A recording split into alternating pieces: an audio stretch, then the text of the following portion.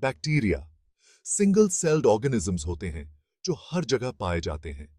इनको उनके cell wall structure के आधार पर ग्राम पॉजिटिव और ग्राम नेगेटिव में क्लासिफाई किया जाता है। स्टेफिलोकोक्ची ग्राम पॉजिटिव स्फेरिकल बैक्टीरिया होते हैं जो अंगूर के गुच्छों की तरह दिखते हैं।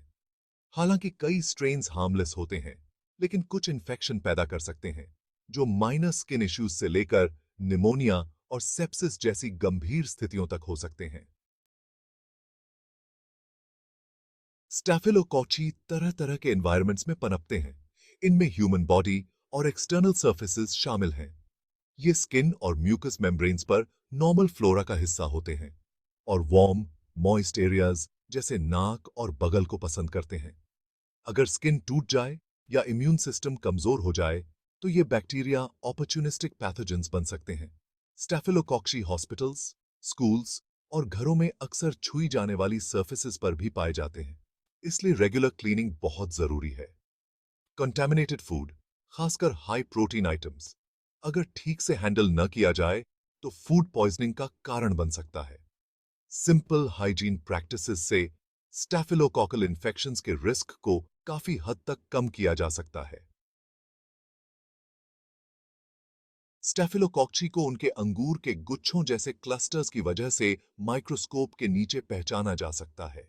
उनमें फ्लैजेला नहीं होता है, इसलिए मूवमेंट के लिए एक्सटर्नल फैक्टर्स पर निर्भर रहते हैं। उनकी सेल वॉल, जो एक थिक पेप्टिडोग्लाइकैन लेयर से बनी होती है, स्ट्रक्चरल इंटेग्रिटी प्रदान करती है। कुछ स्पीशीज जैसे स्टैफिलोकोकस ऑरियस में एक कैप्सूल होता है जो इम्यून सिस्टम से बचने में मदद करता है। यह कैप्सूल फेगोसाइटोसिस को रोकता है और सर्वाइवल में मदद करता है। उनकी सरफेस पर मौजूद प्रोटीन ए एंटीबॉडीज से बाइंड करता है, जिससे इम्यून रिस्पॉन्स बाधित होता है। ये फीचर्स उनके सर्वाइवल के लिए एडेप्टेशन और इन्फेक्शंस पैदा करने की क्षमता को उजागर करते हैं। उनकी पैथोजेनिसिटी को समझने के लिए उनकी मॉर्फोलॉजी को समझना बहुत जरूरी है। स्टैफिलोकोक्ची की पहचान के लिए कल्चरल कैरेक्टरिस्टिक्स और बायोकेमिकल टेस्ट्स का उपयोग किया जाता है। इन्हें न्यूट्रिएंट रिच आगर प्लेट्स जैसे ब्लड आगर पर उगाया जाता है, जिससे कैरेक्टरिस्टिक कॉलोनीज दिखाई देती हैं। स्टैफिलोकोकस ऑरियस अक्सर बीटा हेमोलिसिस प्रदर्शित करता है, जिससे कॉलोनीज के आसपास एक क्लियर जोन बन जाता है। बायोकेमिकल टेस्ट्स जैसे कैटालेस टेस्ट स्पेसिफिक एंजाइम्स की प्रेजेंस का पता लगाते हैं। स्टैफिलोकोक्ची कैटालेस पॉजिटिव होते हैं, जो हाइड्रोजन पेरोक्साइड मिलाने पर बबल्स पैदा करते हैं।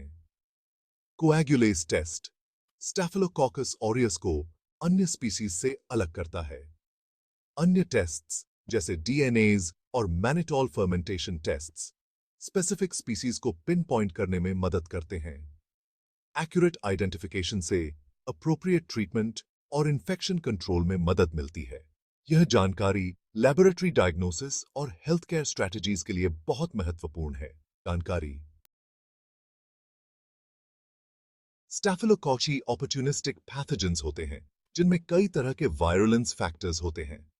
स्टैफिलोकोकस ऑरियस एंटेरोटॉक्सिन्स, एक्सफोलिएटिव टॉक्सिन्स और TSST1 जैसे टॉक्सिन्स प्रोड्यूस करता है।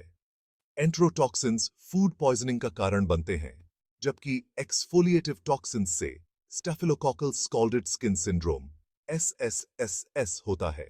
TSST1 से टॉक्सिक शॉक सिंड्रोम TSS होता है, जो एक जानलेवा स्थिति है। स्टैफिलोकोक्ची कोएगुलेस और हाइलुरोनिडेज जैसे एंजाइम्स भी प्रोड्यूस करते हैं, जो टिश्यू स्प्रेड में मदद करते हैं।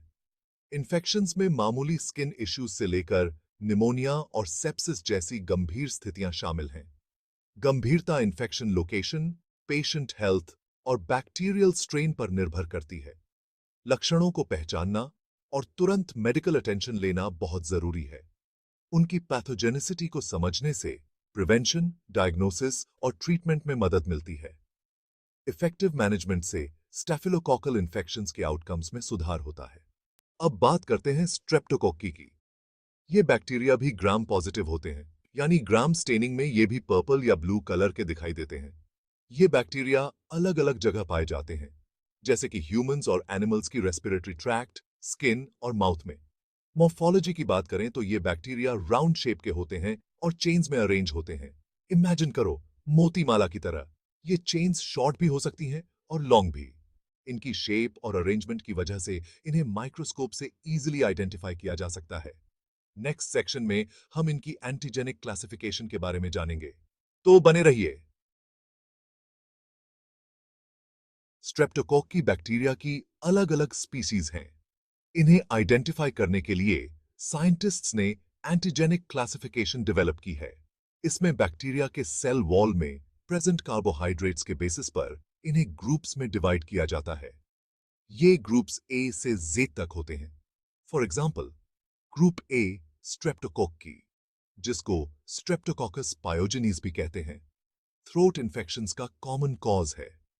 सिमिलरली, ग्रुप बी स्ट्रेप्टोकोक्की यानी स्ट्रेप्टोकोकस एगालैक्टियाई न्यूबॉर्न बेबीज में सीरियस इन्फेक्शंस कॉज कर सकता है। ये क्लासिफिकेशन सिस्टम बैक्टीरिया की आइडेंटिफिकेशन और ट्रीटमेंट में बहुत हेल्पफुल है। आगे हम इनकी कल्चरल कैरेक्टरिस्टिक्स और बायोकेमिकल रिएक्शंस के बारे में जानेंगे, तो नेक्स्ट सेक्शन में मिलते हैं। Cultural characteristics and biochemical reactions. दोस्तों, अब बात करते हैं स्ट्रेप्टोकोक्की की कल्चरल कैरेक्टरिस्टिक्स और बायोकेमिकल रिएक्शंस की। इन बैक्टीरिया को लैब में ग्रो करके आइडेंटिफाई किया जा सकता है। ये बैक्टीरिया ब्लड अगर प्लेट्स पर अलग-अलग पैटर्न्स में ग्रो करते हैं। कुछ स्पीसीज बीटा हिमोलिसिस शो करते हैं, जिसमें ब्लड अगर कंप्लीटली क्लियर हो जाता है, जबकि कुछ स्पीसीज अल्फा हिमोलिसिस शो करते हैं, जिसमें ब्लड एगर पार्शली क्लियर होता है। बायोकेमिकल रिएक्शंस की बात करें तो ये बैक्टीरिया अलग-अलग एंजाइम्स प्रोड्यूस करते हैं, जैसे कि कैटालेज, ऑक्सीडेज एंड हिमोलाइसेंस। ये एंजाइम्स इनकी आइडेंटिफिकेशन और ट्रीटमेंट में हेल्पफुल होते हैं। स्ट्रेप्टोकोक्की टॉक्सिन्स भी प्रोड्यूस कर सकते हैं, जो हार्मफुल हो सकते हैं और डिजीजेस कॉज कर सकते हैं। इस सेशन में हम इनकी पैथोजेनिसिटी और एसोसिएटेड डिजीजेस के बारे में डिटेल में बात करेंगे। Pathogenicity and diseases. दोस्तों, अब बात करते हैं स्ट्रेप्टोकोक्की की पैथोजेनिसिटी की। ये बैक्टीरिया अलग-अलग डिजीजेस कॉज कर सकते हैं, जो माइल्ड से लेकर सिवियर तक हो सकती हैं। फॉर एग्जाम्पल, स्ट्रेप्टोकोकस पायोजेनिस, जिसको ग्रुप ए स्ट्रेप भी कहते हैं, strep throat, impetigo, cellulitis, scarlet fever and rheumatic fever जैसी डिजीजेस कॉज कर सकता है। Similarly, Streptococcus pneumonia, meningitis and year infections जैसी डिजीजेस कॉज कर सकता है। ये बैक्टीरिया टॉक्सिन्स रिलीज करते हैं जो बॉडी टिश्यूज को डैमेज कर सकते हैं और इन्फ्लेमेशन कॉज कर सकते हैं। इन इन्फेक्शंस का ट्रीटमेंट एंटीबायोटिक्स से किया जाता है। अर्ली डायग्नोसिस और ट्रीटमेंट कॉम्प्लिकेशंस को प्रिवेंट करने के लिए इंपॉर्टेंट है। नेक्स्ट सेक्शन में हम सीरोलॉजी और सेंसिटिविटी टेस्ट्स के बारे में जानेंगे, जो इन इन्फेक्शंस को डायग्नोज करने में हेल्पफुल होते हैं।